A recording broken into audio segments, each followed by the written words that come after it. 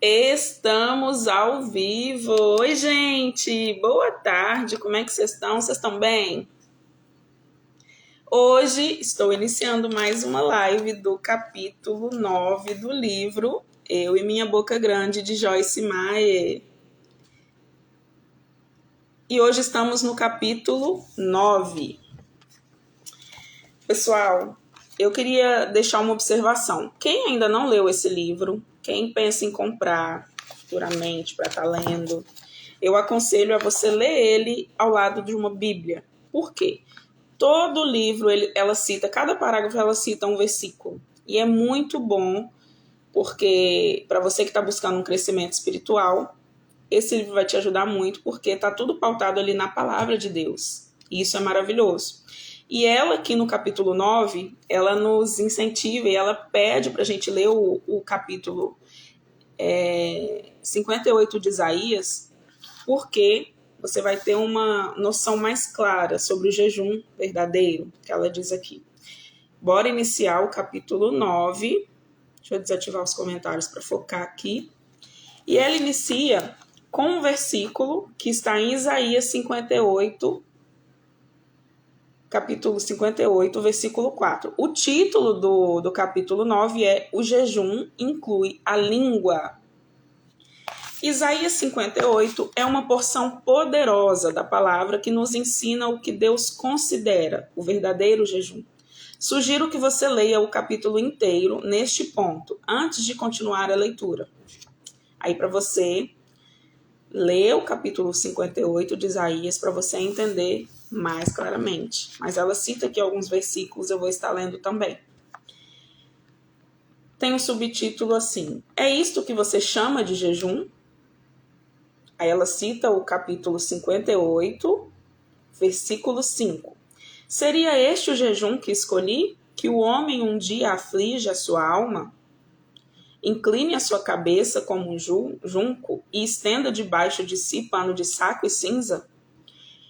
Chamarias tu a isto jejum e dia aceitável ao Senhor? A cena que encontramos aqui é uma troca entre os israelitas e seu Deus. O povo estava jejuando e sentia que Deus nem notava. Ele disse que estava jejuando com a motivação errada e que queria que as coisas e que havia coisas que precisavam ser tratadas. O verdadeiro jejum deve ser feito com o propósito de quebrar o poder da carne. Deve ser um tempo de oração especial no qual o povo busca a Deus de maneira mais intensa, para alcançar vitória para si mesmo e para os outros. Meu propósito neste capítulo não é ensinar todos os princípios do jejum de alimento, mas posso dizer-lhe que há várias maneiras de jejuar. Se você está começando um jejum por conta própria, ou está sendo chamado por Deus para começar um, Ele o guiará nesse compromisso particular. Em Isaías 58, as pessoas estavam se abstendo de alimento, mas tinham perdido o foco real. Deus lhe disse que estavam jejuando pelo motivo errado e que aquele jejum não faria com que seus clamores fossem ouvidos. Nesse versículo, Deus pergunta: o verdadeiro jejum é meramente mecânico, apenas alguma coisa a ser feita como um exercício, sem nenhum significado real? Então, nos versículos do 6 ao 9, o Senhor compartilha com eles qual é o seu jejum escolhido. Liberte-se para libertar. Aí ele cita esse versículo 6. Porventura, não é este o jejum que escolhi? Que soltes as ligaduras da impiedade, desfaça as ataduras da servidão, deixes livres os oprimidos e despedaces todo o jugo da escravidão. Creio que isso significa que devemos não só libertar uns aos outros, como também não devemos ficar passivos e nos permitir permanecer atados. Jesus disse: se o Filho vos libertar, verdadeiramente sereis livres. Está em João capítulo 8, versículo 36. Creio que devemos cooperar com o Espírito de Deus para quebrar o jugo em nossa vida. e na vida daqueles que estão ao nosso redor. Para poder libertar os outros, devemos primeiro nos libertar. Jejuar para compartilhar. Aí ela cita o versículo 7 do capítulo 58 de Isaías. Porventura, não é também que repartas o teu pão com o faminto e recolhas em casa os pobres desabrigados? E se vires o nu, o cubras, e não te escondas das necessidades do teu semelhante? Algumas pessoas se envolvem tanto no ministério que se esquecem da própria família e dos seus parentes. Neste versículo, o Senhor deixa claro que não devemos negligenciar um lado para atender o outro. Aqui o Senhor nos diz que não somente devemos ir ao encontro das necessidades daqueles que estão ao nosso redor no mundo, o pobre e o nu, mas também deveríamos ir ao encontro das necessidades de nossos semelhantes, da nossa própria família e parentes. Tenho uma tia viúva, a quem ministro frequentemente. Eu achava que era ocupada demais para esse tipo de coisa, mas o Senhor me mostrou que ela é minha semelhante e que minha responsabilidade ministrar as necessidades dela, tanto quanto as necessidades dos outros. Se eu ignorar essa responsabilidade, posso ter parte da unção de Deus tirada da minha vida. Não basta apenas ser chamado, não basta apenas orar, não basta apenas ler a palavra de Deus. Devemos fazer o que a palavra diz, e ela diz que devemos alimentar os pobres, vestir o nu e não nos esconder do nosso semelhante. Depois de fazer tudo isso, então o versículo 8 funcionará para nós. E o versículo 8 diz assim, aí tem o subtítulo, receber graça requer dar graça. Então romperá a tua luz como a alva, a tua cura, tua restauração e poder de uma nova vida, brotará sem detença a tua justiça, teu direito, teu justo relacionamento com Deus. Irá diante de ti, conduzindo-te à paz, à prosperidade, e a glória do Senhor será tua retaguarda. Tenho estudado bastante o capítulo 58 de Isaías, porque há algumas promessas bem definidas nele, mas também há algumas exigências muito claras. Uma depende da outra. Agradeço a Deus por sua graça. Sou grata por não ter de tentar fazer tudo sozinha. Sou grata por Ele me dar a graça para cumprir o que for que Ele me peça para fazer. Dessa forma, Deus recebe o crédito e a glória, não eu. Isso não significa que eu não tenha nada para fazer, que possa apenas me sentar numa cadeira e esperar que o Senhor faça tudo. Não, eu tenho de cooperar com a graça de Deus, e você também. Nesse capítulo, há muitas promessas de paz e prosperidade para nós, como povo de Deus, mas elas dependem do cumprimento de certas coisas, como vemos nesse versículo. Não julgue, não despreze, e vigie a sua língua. Aí ela cita o versículo 9 de Isaías 58. Então clamarás, e o Senhor te responderá. Gritará por socorro, e ele dirá, eis-me aqui. Se tirares do meio de ti o jugo, o dedo que ameaça, o falar injurioso. Se as nossas orações não estão sendo ouvidas, pode ser que não estejamos fazendo o que Deus nos disse claramente para fazer. Uma delas é tirar de nós, o meio de nós, o jugo e o dedo da ameaça. Isso é julgamento, não julgar. Quando você e eu paramos de julgar uns aos outros, as coisas começam a melhorar em nossa vida. É como diz aquela frase, né? Quando eu reconheci o meu erro, quando eu busquei entender que eu sou o problema de tudo, que o erro, enxerguei primeiro os meus erros, tudo mudou ao meu redor. Então, que você possa enxergar seus erros primeiro, antes de apontar o dedo. Isso é Fato. Depois que eu enxerguei os meus erros, demorei, tá? Depois que eu enxerguei os meus erros, tudo mudou. Meu relacionamento mudou, meu relacionamento com meu marido, com minha filha, com minha família, tudo. Tudo mudou para melhor. Também devemos parar de falar falso, áspero, injusta e malignamente. A versão King James desse versículo traduz essa última frase como falar coisas vãs. O que é falar em vão? É a conversa inútil e sem sentido. Se não tiver cuidado, posso ser culpada de falar coisas vãs. Posso começar a falar e não parar mais.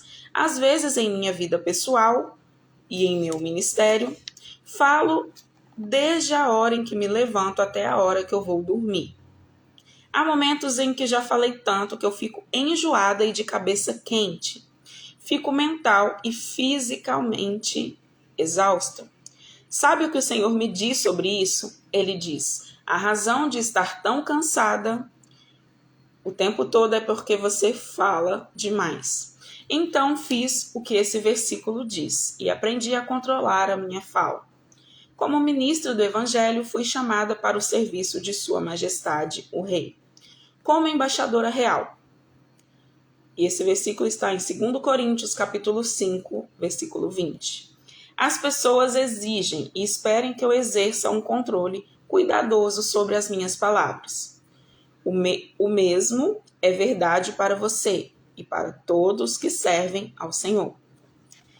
Abençoe, não amaldiçoe. Aí ela cita Isaías 58, do versículo 10 ao 12.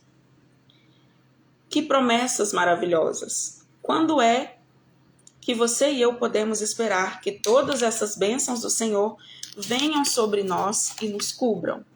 Eu vou ler esse versículo. Se abrires a tua alma ao faminto e fartares a alma aflita, então a tua luz nascerá nas trevas, e a tua escuridão será como o meio-dia. O Senhor te guiará continuamente, fartará a tua alma, até em lugares áridos, e fortificará os teus ossos. Serás como um jardim regado, e como um manancial, cujas águas jamais faltam. Os teus filhos edificarão as antigas ruínas, levantarás os fundamentos de muitas gerações, e serás chamado reparador de brechas e restaurador de veredas, para que o país se torne habitável. Que promessas maravilhosas, não é mesmo?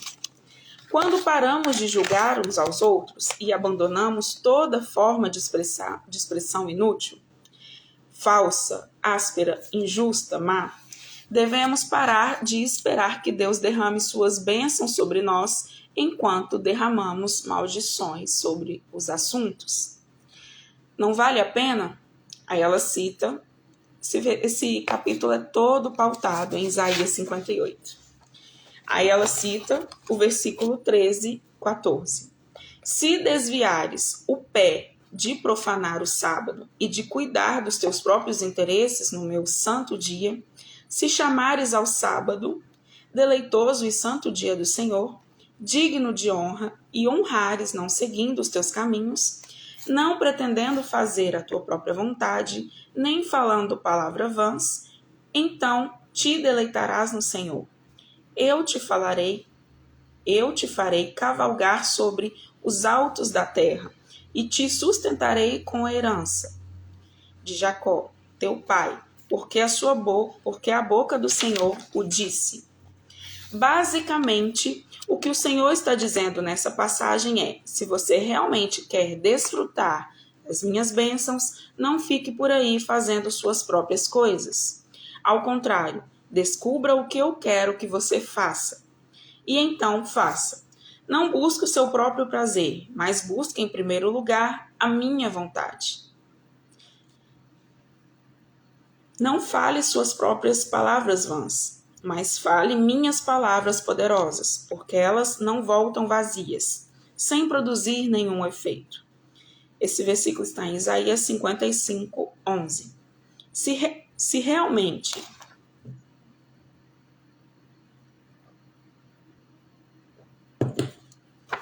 Se realmente queremos as bênçãos do Senhor, não podemos continuar dizendo o que queremos, fazendo a nossa vontade, a qualquer hora que quisermos. Temos de usar a língua para bendizer a Deus, aos outros e a nós mesmos.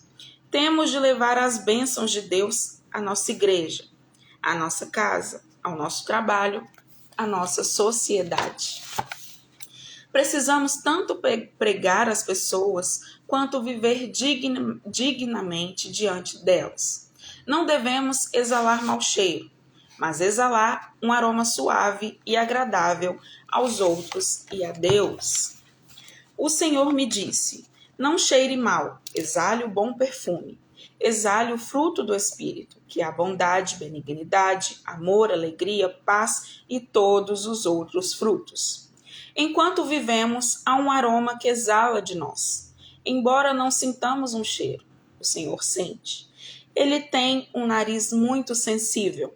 Quando oro, não quero que minhas orações exalem mau cheiro nas narinas do Senhor, por causa das palavras que tenho pronunciado fora do meu momento de oração. A Bíblia diz que Deus conhece cada palavra que ainda não foi pronunciada por nossos lábios. Ainda a palavra não me chegou à língua, ainda não pronunciada. Tu, Senhor, já a conhece toda. Salmo 139, versículo 4. Ele sabe não somente o que dizemos ontem e o que estamos dizendo hoje, mas também o que vamos dizer amanhã, até mesmo o que estamos pensando. É por isso que as nossas orações precisam ser a do salmista. As palavras dos meus lábios e o meditar do meu coração sejam agradáveis na tua presença, Senhor. Rocha minha e redentor meu. Salmo 19, versículo 14. E é assim que ela finaliza o capítulo 9. O jejum inclui língua. Foi pautado totalmente no capítulo 58 de Isaías. Vocês viram? E, como eu falei, quando estiver lendo, pegue uma Bíblia e leia ao lado de uma Bíblia, porque cada parágrafo ela está falando um versículo, e é muito bom você ir lá na sua Bíblia, na Bíblia que você já está associada à linguagem, igual eu tenho uma, que é a Bíblia Revista Almeida Atualizada, que eu gosto muito da linguagem dela. Às vezes a linguagem que está aqui no livro você não entende muito bem, mas a linguagem da sua Bíblia você vai entender melhor. Então é muito bom você estar fazendo essa troca. E foi assim o capítulo, foi bem breve, o capítulo 9. Na próxima live eu vou estar abordando o capítulo 10, que é a língua difamadora. Beleza, pessoal? Então é isso. Finalizada a live do capítulo 9 do livro Eu e Minha Boca Grande, de Joyce Meyer. E até a próxima live do capítulo 10. Beijo, tchau, tchau.